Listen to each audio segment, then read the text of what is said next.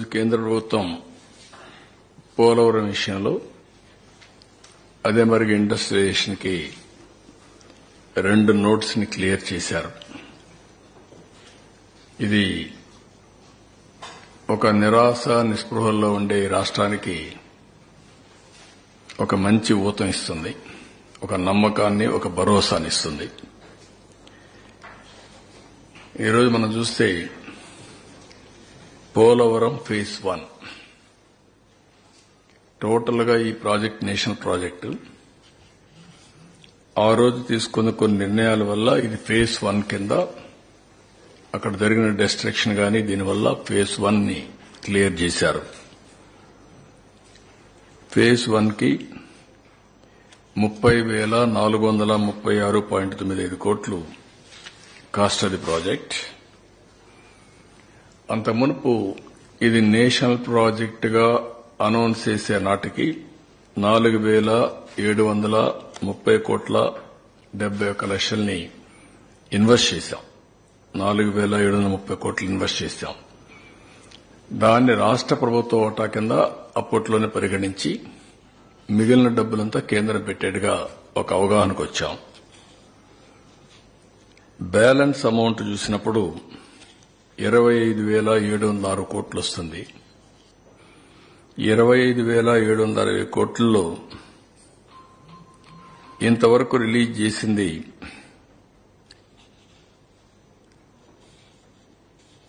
15,146 కోట్లు.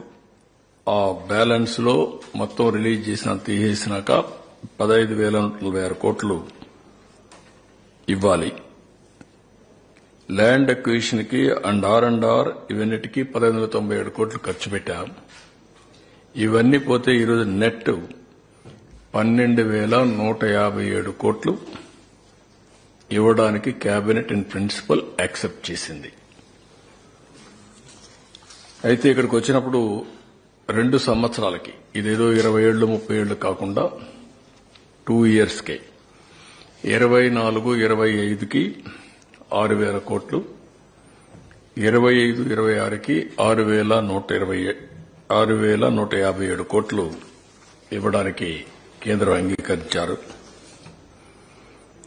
ఇక్కడ కూడా డేట్ వారీగా ప్రిస్క్రైబ్ చేశారు. అంటే construction of gap 1 ECRF dam December 24,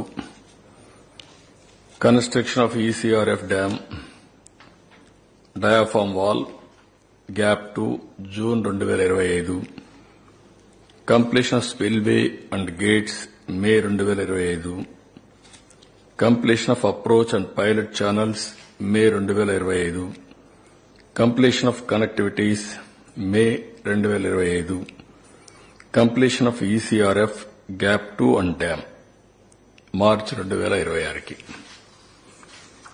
మొత్తం కూడా ప్రాజెక్ట్ ని 2026-27 మార్చి లోపల కంప్లీట్ చేసేట్టుగా ఒక షెడ్యూల్ అనౌన్స్ చేశారు. ఇది ఒక విధంగా చెప్పాలంటే సంతోషించదగ్గ విషయం. దీన్ని మనస్ఫూర్తిగా స్వాగతిస్తున్నాం. నరేంద్ర మోడీ గారికి, నిర్మలా సీతారామన్ గారికి, సిఆర్ పాటిల్ ఎవరైతే వాటర్ రిసోర్స్ మినిస్టర్ ఆయనకి ముగ్గురు కూడా ధన్యవాదాలు తెలియజేస్తున్నాం. మనస్ఫూర్తిగా అభినందనలు. మరిన్ని ట్రెండింగ్ వీడియోల కోసం న్యూస్ 18 తెలుగు యూట్యూబ్ ఛానల్ ను సబ్స్క్రైబ్ చేసుకోండి.